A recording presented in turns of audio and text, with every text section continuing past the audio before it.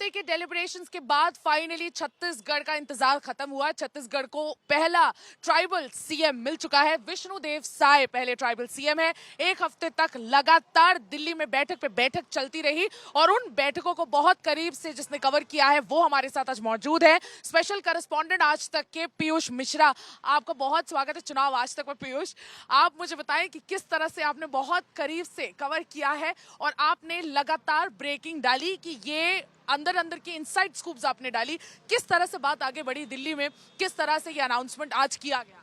देखिए, अगर हम पूरी प्रक्रिया को समझें सुमी, जब 3 तारीख को चुनाव के नतीजे आए उसी वक्त ये तय हो गया था कि जो नेता होगा, जो मुख्यमंत्री होगा छत्तीसगढ़ का, वो सेंट्रल लीडरशिप के पसंद का होगा। क्योंकि जब चुनाव का प्रचार भी चल रहा था उस वक्त ये चीज निकल के सामने आ चुकी थी कि छत्तीसगढ़ में एक फटीक फैक्टर है और ये बात बीजेपी समझ चुकी थी कि उस फटीक फैक्टर को फाइट करने के लिए सेंट्रल लीडरशिप को उतरना पड़ेगा, एक अलग तरह की कैंपेन पॉलिसी बनानी पड़ेगी और उसी के मद्देनजर काम करना पड़ेगा। उसी तरह से बीजेपी ने काम किया। प्रधानमंत्री नरेंद्र मोदी ने खुद अपने हाथ में कमान ली, अमित शाह उस कमान को जो है आगे बढ़ाते रहे और जो बैठकें हैं उन बैठकों का दौर लगातार चलता रहा। जब नतीजे आए तो उस वक्त बीजेपी ने उम्मीद नहीं की थी कि 54 सीटें आ जाएंगी और जब 54 सीटें आई तो कहीं ना कहीं बीजेपी ने ये फैसला किया कि अब जो मुख्यमंत्री होगा वो कहीं ना कहीं उस कास्ट का होगा जिसे सबसे ज्यादा समर्थन किया है बीजेपी को छत्तीसगढ़ के अंदर। अगर आप देखें तो ट्राइबल्स ने सबसे ज्यादा एनमास वोट किया है बीजेपी को, उसके बाद साहू कम्युनिटी, उसके बाद ब्राह्मण और अलग अलग जो कम्युनिटी उन्होंने वोट किया। तो 13 साहू एमएलए के बाद की अगर बात करें तो उसमें डिप्टी सीएम अब अरुण साहू बन चुके हैं। साथ ही साथ विजय शर्मा जो है वो डिप्टी सीएम है, वो ब्राह्मण फेस है। बड़ी बात यह कि जो ट्राइबल्स ने जिस तरह से समर्थन किया इसलिए विष्णुदेव साय को यहाँ पर मौका मिला गया।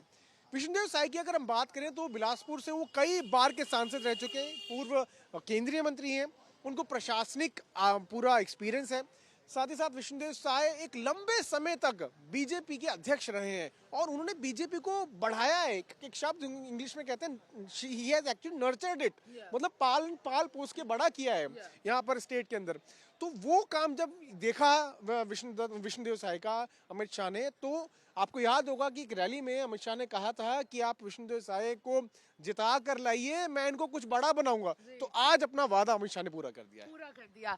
आज आपने ये एक बहुत बड़ी बात बोली उन्होंने कि बहुत अच्छी बात पीयूष ने याद दिलाई हमें कि ये बोला गया था विष्णुदेव साय के लिए, विष्णुदेव साय ओपी चौधरी दोनों के लिए बोला गया था कि आप इनको विधायक बनाइए। जनता को उन्होंने कहा था आप इनको विधायक बनाइए, बहुत कुछ बड़ा इनके लिए सोचा गया। और आज जैसा कि पीयूष ने कहा अमित शाह ने अपना वादा पूरा किया। आज भी आपने ये जो बैठक है बहुत करीब से आपने इसको कवर किया, अंदर की इनसाइड स्कूप भी आप लगातार ब्रेक करते रहे। किस तरह से आज की बैठक आगे बढ़ी? विधायक दल की बैठक 3:30 बजे तक शुरू नहीं हुई थी, किस तरह से अंदर चीजें हुई उसके बारे में जरा बताएं। देखिए, आज जब विधायक पहुंचे तो 11 बजे के आसपास विधायक पहुंचना शुरू हो गए।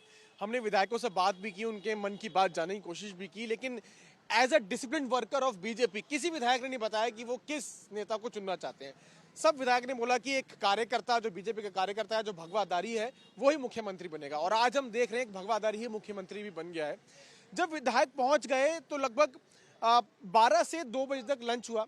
2 बजे सुम्मी कयास ये लगाए जा रहे थे कि बैठक शुरू हो सकती है विधायकों के साथ, लेकिन वो शुरू नहीं हुई। 2 बजे के आसपास ये पता चला कि विधायक एक कमरे में बैठे हुए हैं, दूसरे कमरे में जो पर्यवेक्षक है वो बैठे हुए हैं, प्रभारी बैठे हुए हैं, ओम माथुर जैसे नेता, रमन सिंह अलग कमरे में बैठे हैं। तभी अचानक आपने एक बड़ी खबर दी कि रमन सिंह को एक फोन आया है दिल्ली से, और वो फोन जब आया तो उसके बाद कहीं ना कहीं चर्चाओं की जो फेहरिस्त है वो शुरू हुई।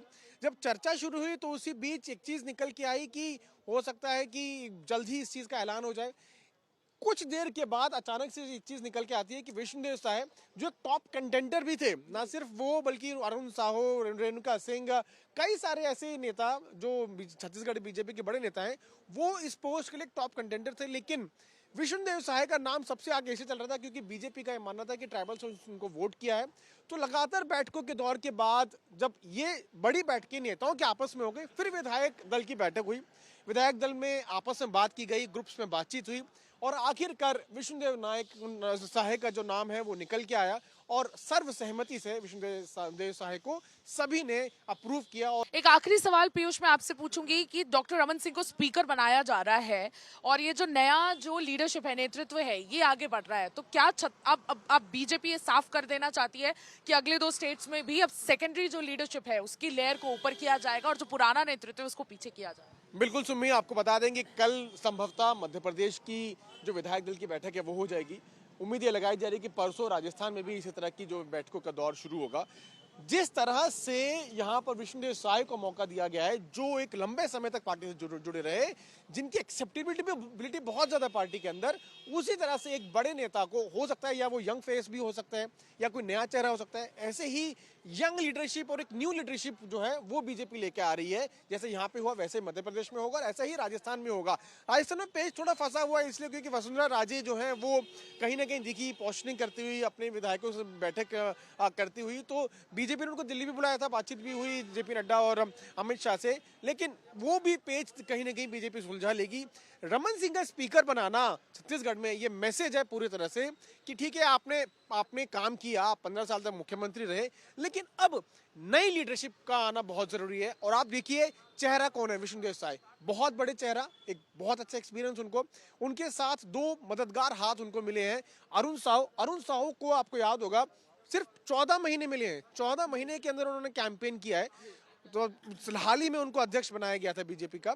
और अगर हम विजय शर्मा की बात करें तो उन्होंने कुछ मुद्दे करप्शन के और गौठान के और कई मुद्दे हमने देखा उनको उठाया, और एक ब्राह्मण फेस भी, उन्होंने सबसे ज्यादा वोटों से एक कैंडिडेट को हराया है उन्होंने, और वो कहीं ना कहीं साबित हो रहा है कि कैसे बीजेपी यंग लीडरशिप को पुश कर रही है। अरुण साहू अपनी 50s में है, 55-56 साल की उनकी उम्र है, उनका भी एक बड़ा एक्सपीरियंस है, वो हाईकोर्ट में सरकार की तरफ से पक्ष भी रखते रहे हैं, संघ का बैकग्राउंड है, और साथ ही साथ वो मोदी के करीबी माने जाते हैं, सेंट्रल लीडरशिप के करीब माने जाते हैं। विजय शर्मा को बनाने का मतलब ये है कि पार्टी साफ साफ कहना चाहती है कि हम यंग लीडरशिप को और पुश करना चाहते हैं।